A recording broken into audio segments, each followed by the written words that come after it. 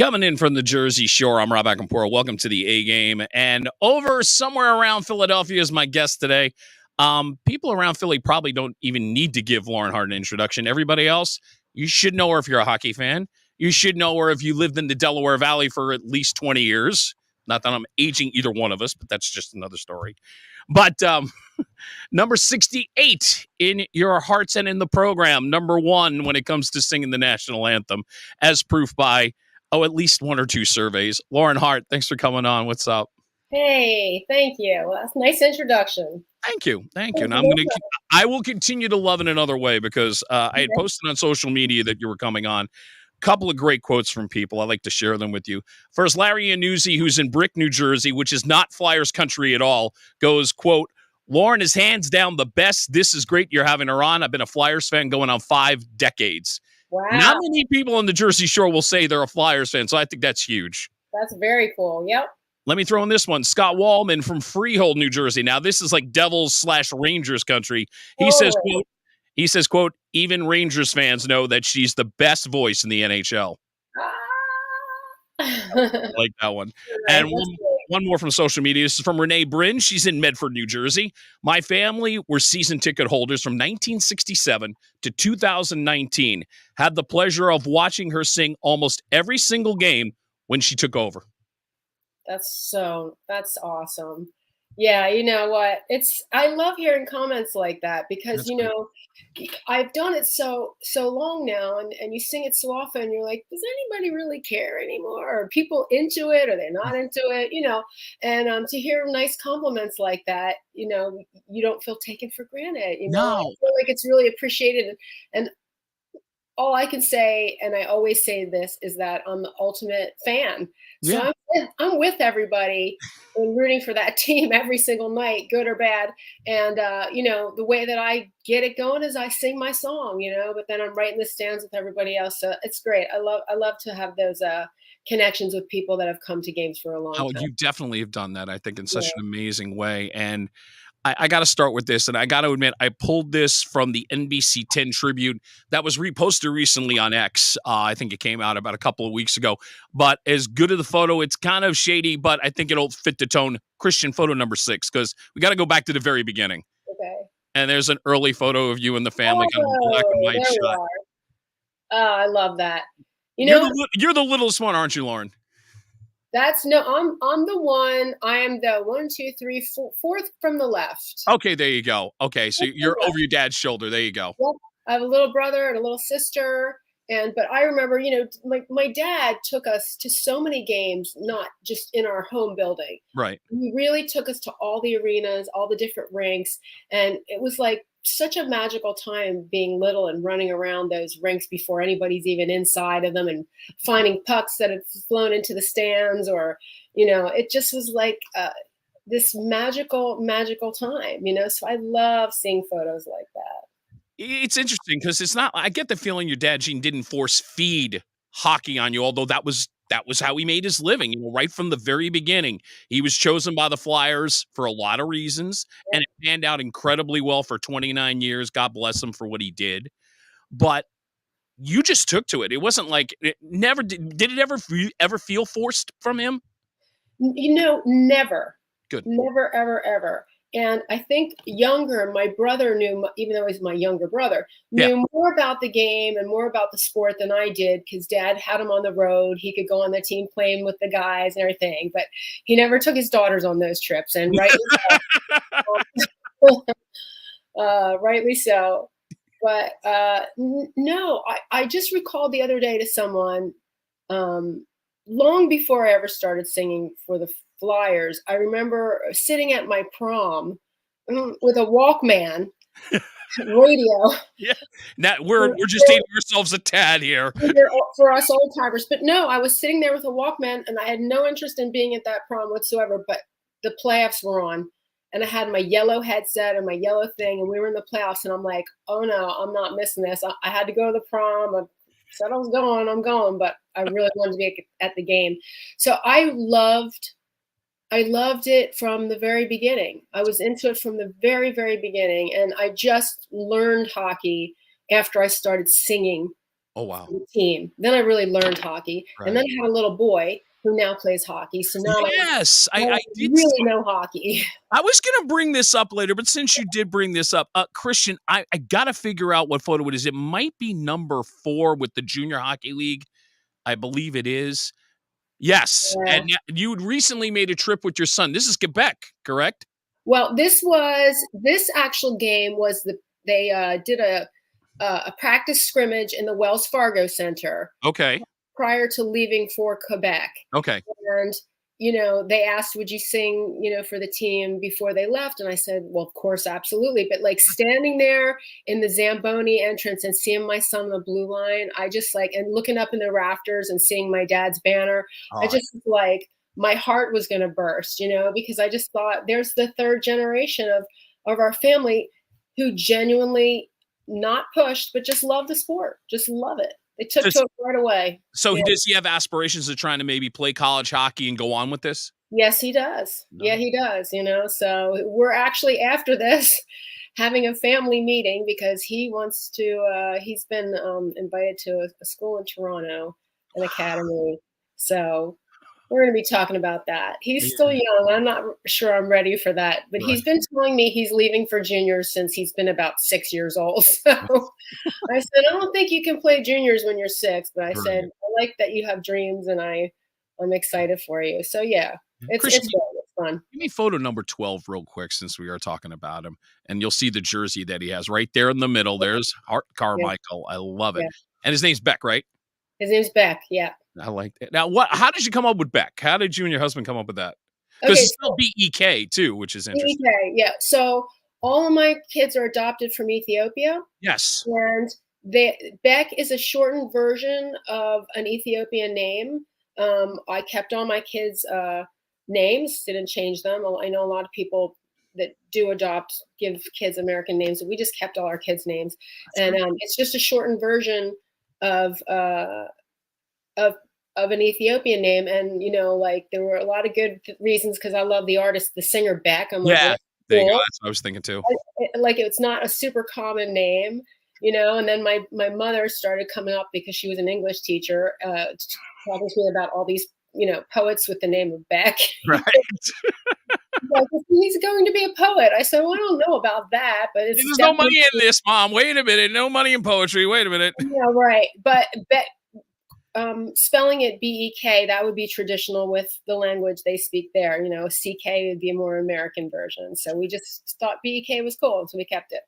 And I don't want to take away from the other 4. So, Christian, this is a photo from a few years back, photo number 10, just to give you an idea of the kids you did adopt. And there's my babies. Yeah. Yes, please, everybody's names. So my oldest daughter is Yemi in the red sweatshirt, and then sitting right next to her in the purple is Yordi. And there's baby Beck I'm holding, and then on my right is Sella, and of course my husband Todd. Yes. And the thing that I was looking at when it came to adoption, it's been interesting how for many years it was on the downslide. The numbers for adoption have just been sliding tremendously down. And you guys had the heart, every pun intended, to give back and to bring these kids in. Was there ever any doubt? It was just one of those, no, we really want to do this. No question about it. Let's go through the red tape and let's make it happen.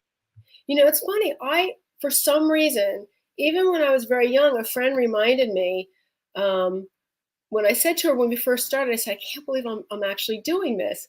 And she said, well, you've wanted to do this your whole life. Don't you remember? And I started to think about it. And I thought, yeah, even when I was very young, I said, this is something that I would, if I ever get to have a family someday, I'd love to be an adoptive parent. Because I just, there are so many kids that are already here that need love and need families, and kids of different ages who have less of a chance to get a family. Right.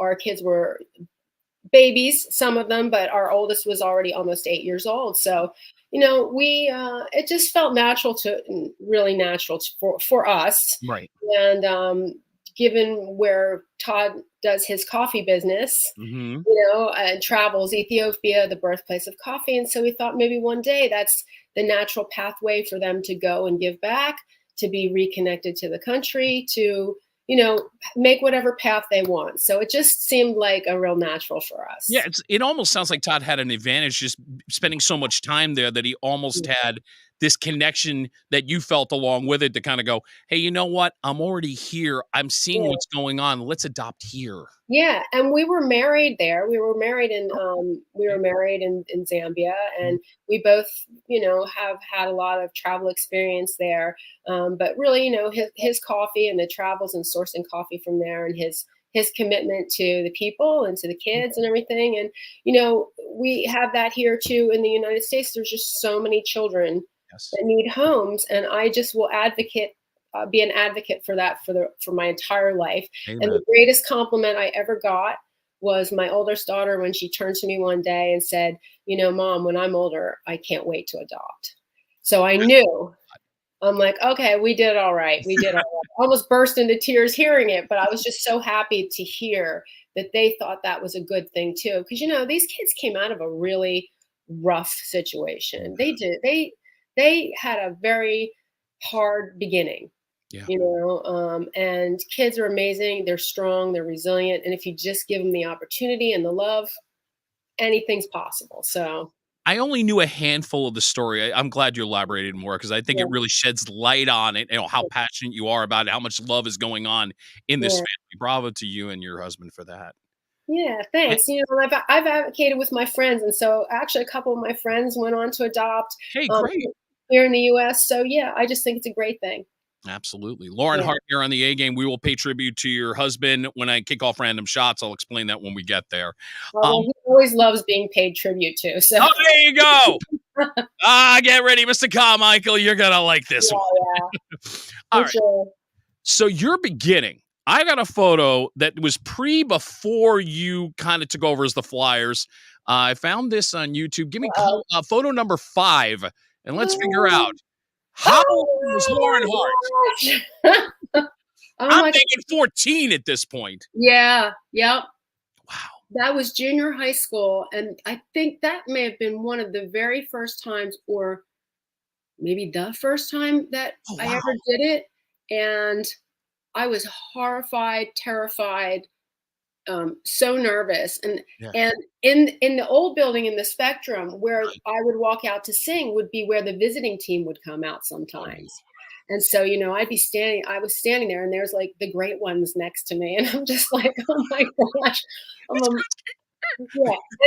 I did a good job. I didn't do quite the thing I wanted to do, how you envision when you perform, or I do, like how I'd like it to come out. So I didn't get it quite the way I wanted it, but I thought I did a good job for, one of the first times. And wow, somebody posted that, and I was like, oh, what's that here? And where's that outfit? I don't know. I'm glad you liked it. I was afraid you were going to be like, Rob, burn that photo quick. No, that's the 80s. I see some shoulder pads and some poofy hair and all that stuff. Now, you took over in 97, I think it was. Yeah. Okay. Mm-hmm. So, I mean, this thing, did you ever foresee that here we are in 2024, that you would still be doing this? Absolutely not. Absolutely not. I did it the first time. Sorry, I keep moving my hair, but I can't see. I did it the first time in 97 because my dad had been inducted into the Hockey Hall of Fame. Right. And they had invited me opening night. They said, we think it would be really great if you and your dad would walk out, and then you could sing the anthem and we could honor him and his induction into the hall. And I was just like, oh, wow, me. I was so excited because, as a kid, and in that previous picture, I had maybe sung it a handful of times. I really didn't sing it that much at the Spectrum or early on. They had other people that, that sang for long periods of time. As you know, in hockey, we kind of pick on a singer and we stick with them. So it was really not my turn growing up or all that time. And so all that time went by. And then when I was able to come and sing for my dad, I was just really honored and literally walked off the ice. And they said, would you want to sing every night? And I said, okay. Sure. Okay. Yeah, because I had moved back from LA. My dad was having a rough time health-wise, and I wanted to be near my family. Mm-hmm.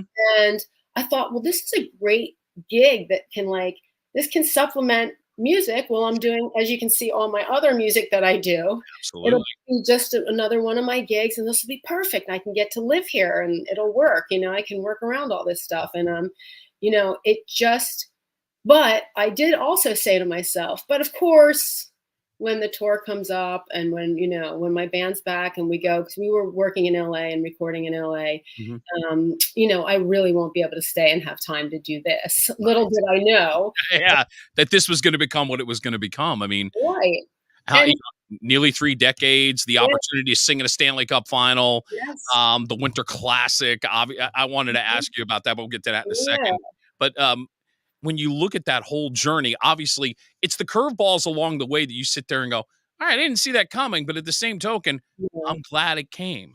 Yeah. Well, and I'm very grateful, very, very grateful because, it wasn't long after that my um, dad had passed away. And That was so I nice. did, Yeah, I was about to say you know, 99, the cancer. Yeah. yep. So I got to spend a good year and a half, maybe a little bit, more with my family and with my dad and singing down there and being part, sort of like reintroducing myself to everybody in the Flyers family. And, it was a really, really great time. And it really, my dad used to run up and he'd be in the press box and to make sure he got up there so he could watch me sing. And he was, real proud papa. And yeah, it was just a really great time. And then, a circumstance of events, happen and everything changes, Yeah. and that moment set the course of me staying for as long as I have stayed. That and the fact that I love hockey and I love Flyers fans are like no other. They are just family, That's a and lot. they look out for me like Mhm. like I'm in their family. So it's just been a wonderful, amazing experience for me. And I'll say it over and over again, but I'm so grateful that I'm doing it. Yeah. I want to defend that point. You talk about Flyers and family. You had a cancer scare at one point. Yeah. I think you were almost at phase 3 when they discovered it, if I Yeah. did my homework correctly. Well, yeah, my father had passed from cancer in the summer of '99, Right. and, I was probably sick at that point, but hadn't realized it yet. Because it Right. wasn't long after that that I started to notice things were, kinda going wrong, and, few months went by, and thanks to an orthopedic doctor for the Flyers who was Art Bartolozzi, Wow. not a cancer specialist, but a friend and part of the family, you Right. know, I took him, like, after the puck dropped, I met him and we went to the locker room and I explained what I was feeling and what he thought, and he was the one that was like, you know what, you need to get over to see somebody like yesterday. Wow. um, yeah, he was very concerned, Yeah. and so everything just really happened so fast, but those guys all looked out for me, and I did have a really bit of a big scare and a rough go of it there for a while, but I feel like all those people, all my family over there, and the fans kept me going. I wanted to sing because I just felt like, oh, you got to keep going, and I if you would imagine it had to be an escape for you at that point. It took your mind off of maybe what you were going through. it was, and Yeah. I wasn't feeling really great, but I worked all day to get that energy up to get down there and to sing for that minute and a half. And the fans were just so, I felt everybody with me, and the players were with me, and the coaches were with me. And, it was like strength in numbers. Yeah. And although I was kind of, doing it for me, I quickly realized you know, how many people, how many fans were out there who had a mother, a sister, a friend, a brother who had been through it themselves, who were going through it right at that same time, There you go. and I was making all these super intense, beautiful connections. I met my best friend because of it. She wrote me a letter, saying, I know you, and blah, blah, blah. Wow. And the coach of the team at the time, Roger Nielsen, also had been going through cancer. Oh, yes. Um, yeah, I get a stick brought to me one game from Mario Lemieux. Oh, wow. They were like, "Good luck," our rivals, but just like everybody just really embraced me, and I never forgot that. I never forgot how much that meant to my being and my recovery and my healing Right. from not only myself, but honestly from my grief from my father. I just lost my dad, and feeling pretty, lost, alone, alone feeling. And, here come all these folks that I don't even really know, but they're in my corner. And it was game changing. To say the least. Yeah. Yeah. Now, the funny thing about Lauren Hart is I didn't really know you from the Flyers work. I mean, I knew of it, but Yeah. for me, I'd arrived at WSTW in Wilmington, Delaware around 2001 to go Yeah. over the night show. God bless you, John Wilson, who, by the way, says hello. Yeah. Yes. And I was talking with Mike Rossi today, as a matter of Oh, fact. cool. Yeah. But at this point, I'm doing Delaware Valley's Most Wanted at night. And here's this song by Lauren Hart is in the top 5 literally for almost a month. And Yeah. this, here it is. It just continues to happen. And Hold Me High becomes a legitimate hit on the radio station. Yeah. I know you also got a lot of support from WXPN in Philadelphia, so Yeah. props to them as well. Mhm. But that's where I got to know you. You Yeah. appear at the flower market. You're playing some gigs around. Yeah. This song has become something pretty good in the Delaware Valley. Matter of fact, Yeah. I think it finished in the top 60 in 2003 on the top 100 of the the year. So, I Yeah. mean, Yeah. Rossi backs that up. He sent me that information today. Thank you. Yeah. Thank you, Mike. No, and STW were just incredible to me, and one of my first and biggest supporters, and I'll never forget that either. Mhm.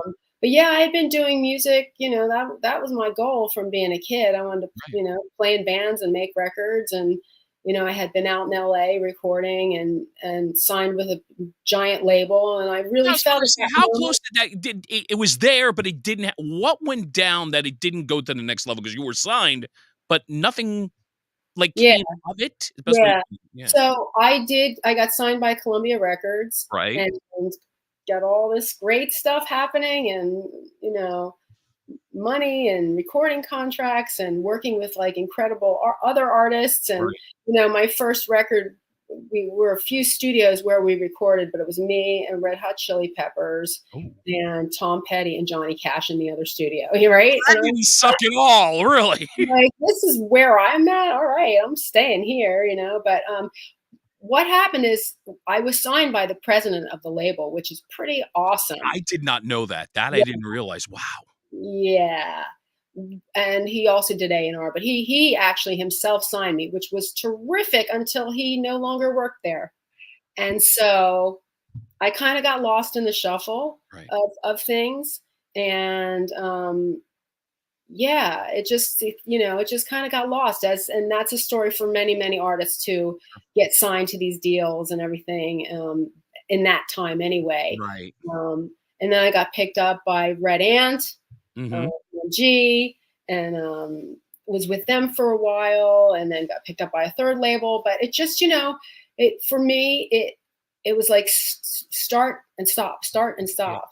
And so after a while, I kept making music, but I just couldn't get onto that, The next level, for lack of a that better word. ride. Yeah. So, and you start to look at it like the name of the game is perseverance and the last man standing. So said to myself at that point, no matter what happens, I'm doing music.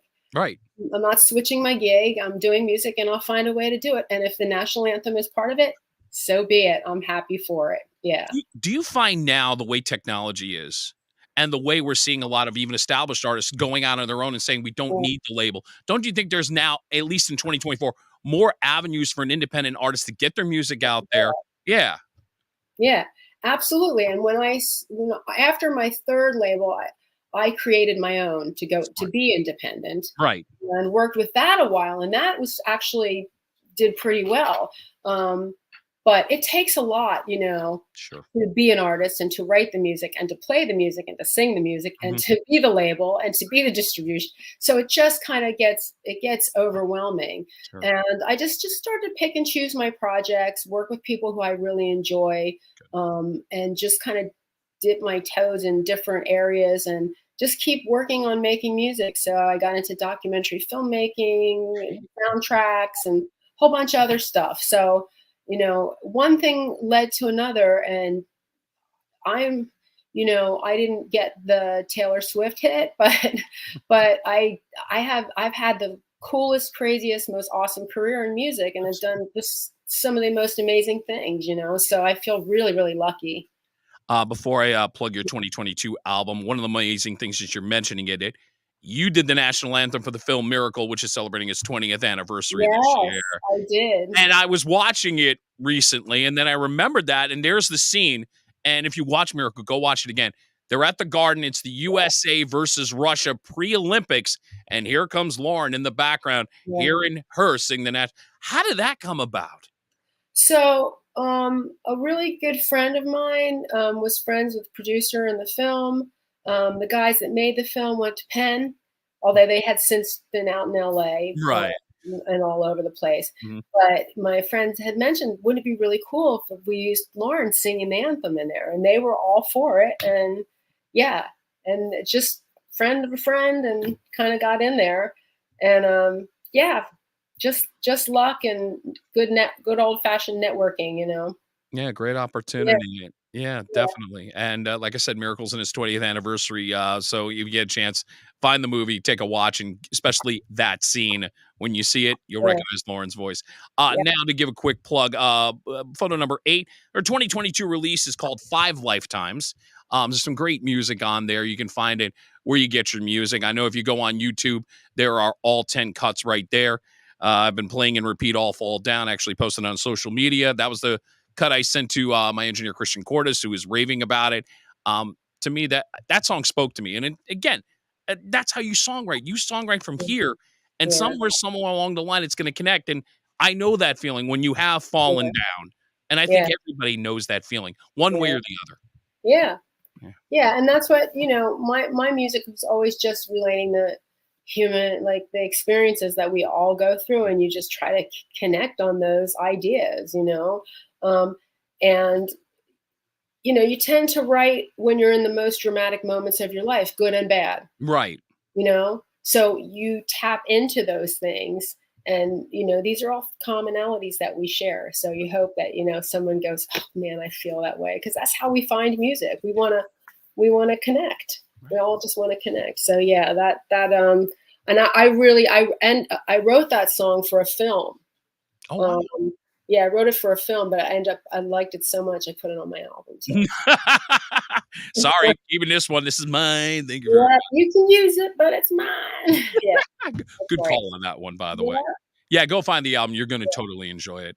Lauren Hart's here on the A Game. Okay, I'm going to get to the random shot segment. Now, normally on random shots, I usually start with a shot with some booze just to get it started and cheers to my guest. But in this case, there's a couple things. We're going to start with a snack. Had to be done. Had to be done. We're going to shoot. We're going to score and put up a case of Tasty Kicks. And this is for your husband. Now, by the way, her husband is the CEO of La Combi Coffee. This is the cold brew. This is the light roast that I went with. So I figured, support the family, support the company. Yeah, Todd is the founder of La Colombe along with his partner, JP. And when I first met him, he had like 2 cafes, and he had a little roasting place here in Philly and a place on Rittenhouse Square. And he's just built this empire, which is pretty darn cool. Pretty darn cool. For him. I mean, he's the coffee guru.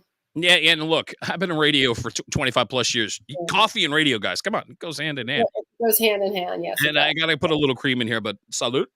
That's what you do. Yeah. Oh, that's good.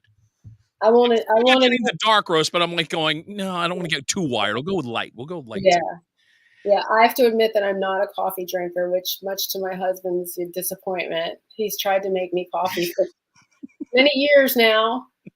But my kind of coffee has like ice cream in it, All right, hey, whatever works. Maybe a little alcohol or something like that. Now, as I open this up with the Tasty Cake, now I gotta ask, because I gotta figure you had Tasty Cakes all around you growing up. Did you have a favorite? Well, butterscotch crimpets, of course. Ooh, good choice. Of course. I got my favorites, by the way, with the peanut butter candy cake. Oh, okay, that's good too. I think I'm gonna go with the coffee, and that's why I'm doing it. Yeah, it will. When back in the time that was like a big promotion, right? we would open the garage door, to go out to school, or my dad might be driving us to school, and the garage door would go out, and there'd be like cases of Tasty Cakes and Pepsi, which was the other big sponsor. Right. And the other one was ginger ale. And they used to have these ginger ale cans when I was really little with players on them. I don't know if you remember that. I Now do. I'm going way back. But I can remember the ginger ale cans. So yeah, like we always got junk food in the driveway. When you're like a kid, that's just the ultimate awesomeness. Oh, please, you're the most popular family on the block just because of it. For sure. It's true, yeah. All right, since I mentioned Tasty Cake, that's a very Philadelphia food. But there are other things that are distinctively Philadelphia, between the Philly cheesesteak, the soft pretzel. We can even go down to Nick's and talk about the pork sandwich they have. To you, what is the most distinctive Philly food?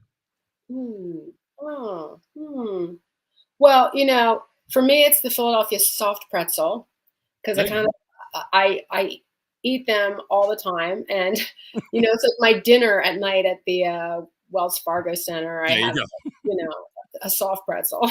That's my thing. That and like hoagies, cheesesteaks, and hoagies. And there you go. Yeah, the hoagie. Yeah, see, again, if you call it a hoagie, you're from the Delaware Valley. It's a hoagie. Yeah, exactly. It's not that's the difference. The Jersey Shore is a sub. Delaware Valley, it's a hoagie. It's the dividing line of like territory at that point. That's right. That is correct, my friend. Thank you. As a kid who grew up on the Jersey Shore and wound up in the Delaware Valley for 12 years, I learned quick. Yeah. And my husband's from the state of Washington, so he couldn't get any of that stuff. He's like, "What's a hoagie?" It's like, we just call them sandwiches. I'm like, "No, that's not." No. You taught him well. I'm sure it's like, you can never call that a sandwich. No. Yeah, we got him all sorted out on that, and hockey, which he never used to watch, but now he's, Wait a minute, you married somebody who had nothing to do with hockey? Seriously? Nothing. But I made him a hockey fan, and he's a junkie now. He still can't watch as much hockey as I can. I don't know who can. A lot of people that can watch as much hockey as I can, because I honestly, I watch our team intently, but I watch the other games too, and if we're not in it, I watch it all the way to the end. I watch all the games. So, because I just enjoy it, and for me, when I watch hockey, I love the sport, but it brings me back to being a kid, growing up with that. And it's just always a happy place and fun for me. So, I got my husband on, and I got him in on it now. So we like that. Yeah. So when it comes to hockey and all of this, I would imagine there have been very few times where you've been like so nervous to make it crazy, but between the Stanley Cup final, which I would think the nerves had to kick in a little bit, but even the Winter Classic, knowing there's 50,000 fans out there in Philadelphia watching you perform, did either one of them, did one or the other just was a little more nerve-wracking than the other, or were you just like, I've done this so many times, it's not a big deal? On national TV. I think in those situations, I feel more adrenaline. Okay, I say in those situations, I get more adrenaline, and I just try to channel and focus that. I don't like to look at it like nerves. That's a good idea. Absolutely. Adrenaline is going. But I have to say, honestly, I get the most nervous going out every night in my own building for our own team and our own fans, because I want to knock it out of the park every night for them. Right. And so that I put a lot of pressure on myself, to go out there and give it my A+++ game as much as I can every night. And when you sing it as many times as I have, not every one of them is the A++++. No, true. And so I've had to learn to be a little gracious with my own self and going, people will get it if you had a cold, they can hear that, or because it's such an intense song, and it's a difficult song. So you really have to be on it to be able to deliver it that way. So the most pressure and the most nerves I feel is for my own team, which is kind of crazy sometimes. No, that makes sense. So, but if you were to take that to another level, obviously you're trying to be a perfectionist, and I think all artists want to do that, but are you more forgiving when you're doing, let's say, a show where you're playing your originals and feel like, okay, Absolutely. Okay. Absolutely. I think I'm kind of a perfectionist in all of it, but when I'm with my band and a guitar, it's much easier to go, oh, that's not the key I wanted to play in, and laugh at myself, Right. or say, man, stop this song. I don't feel like playing this one. Let's try something else. I'm not into that one. It's very easy if you're honest with the audience. Yes. They're okay with it. There's no harm, no foul. But there's no room for that in an anthem. No, that makes a lot of sense. Yeah, that rarely what it is. There may be room for error when you're performing with the band and doing your music, but there's zero.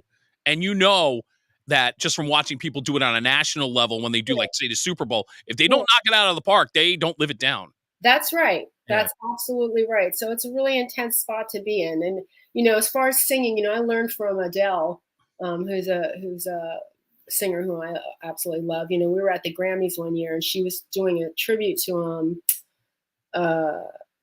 George Michael. And she started her song, and you could tell immediately when she started singing, you're like, oh, something's not right. She's not hearing right. She started in a different key. Something was wrong. And in the middle of this huge worldwide broadcast show, she was like, she stopped everything. She's like, oh, this is crap. Stop right now. And she started over. Right. And when she started over, she did it better. And it was kind of a really important moment because, you're giving these shows, you're trying to create this illusion of like, you just this perfect fantasy of everything is perfect all the time, and that's not reality. That's not real life, So in the band setting, I'm definitely more forgiving. On the ice, I'm way less forgiving. If I don't do it, I go home unhappy that night for sure. Enough said. Yeah. Random shots with Lauren Hart.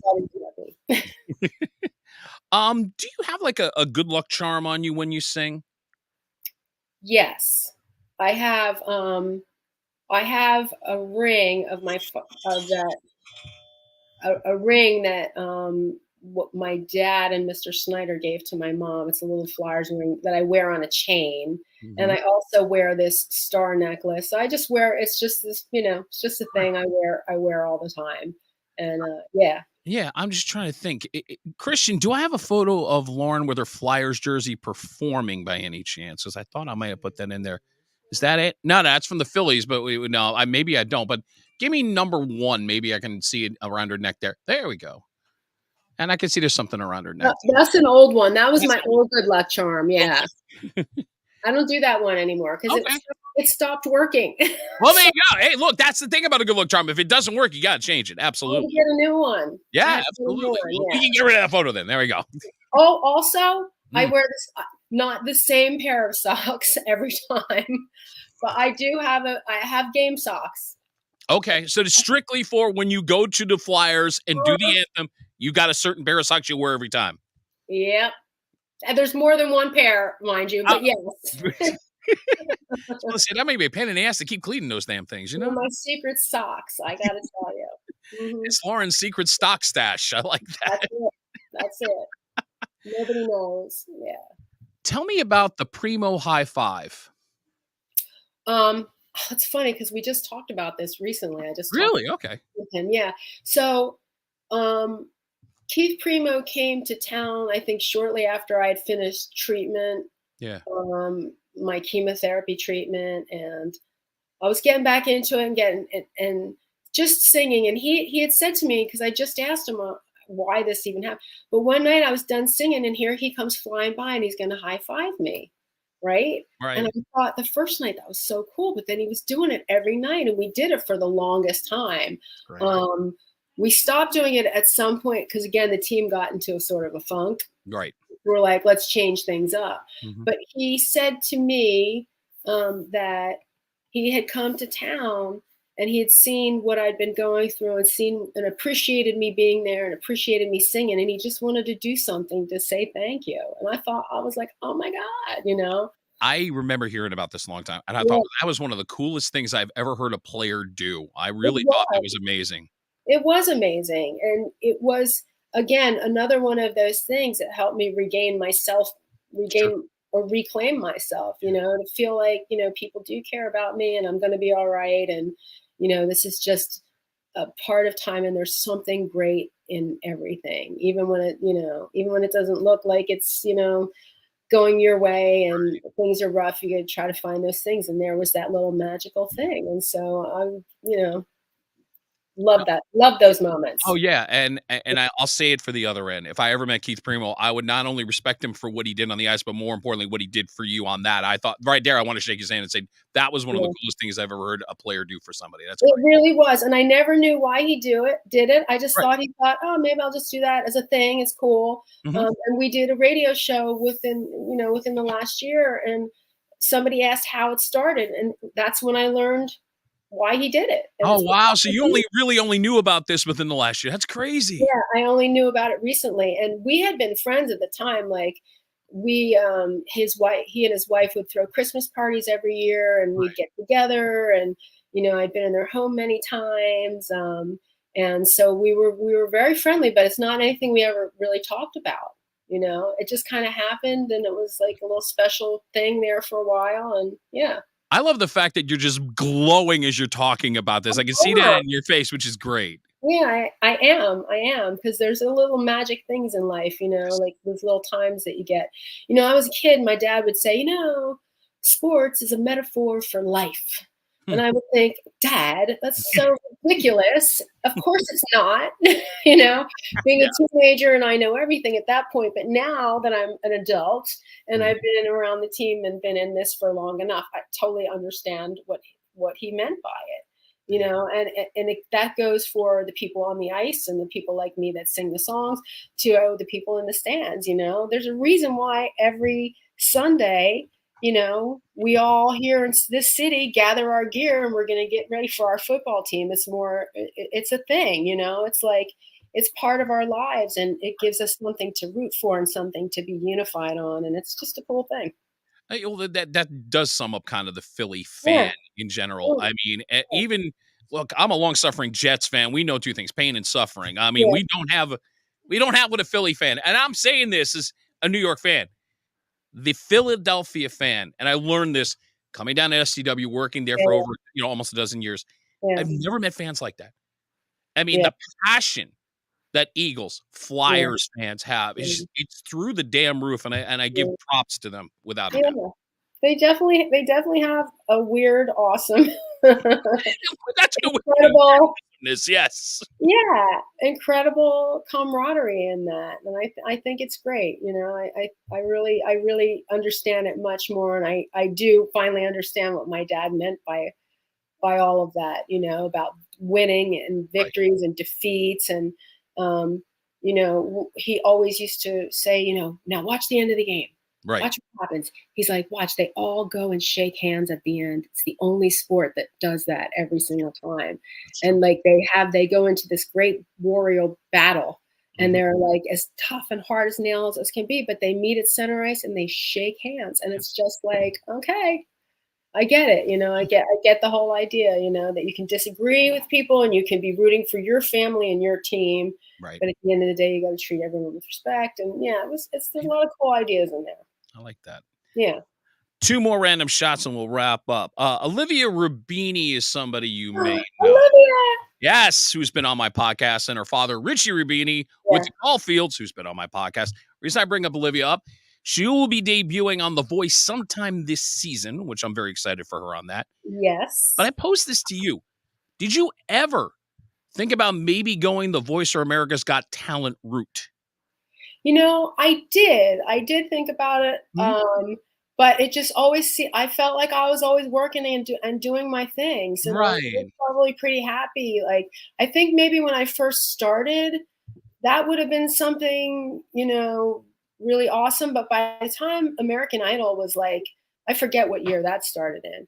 But by the time that had started, I was already doing my thing. That's true. You were already established. You've done an album or two, and you were, like you said, and then Columbia came along. So at that point, there was no need for it, for lack of a better term. Yeah, there wasn't, but I do love those shows because I love hearing great voices, and Olivia Rubini is a great voice. I've known her since she's a little baby, and I cannot wait to watch her. I'm so excited to see her on The Voice, and I'm just rooting. I'm going to root for her. Hopefully, she goes a long, long way. I'm hoping she will too. I mean, like I said, it was one of those, again, asking Richie after I interviewed the Caulfields, I was like, wait a minute.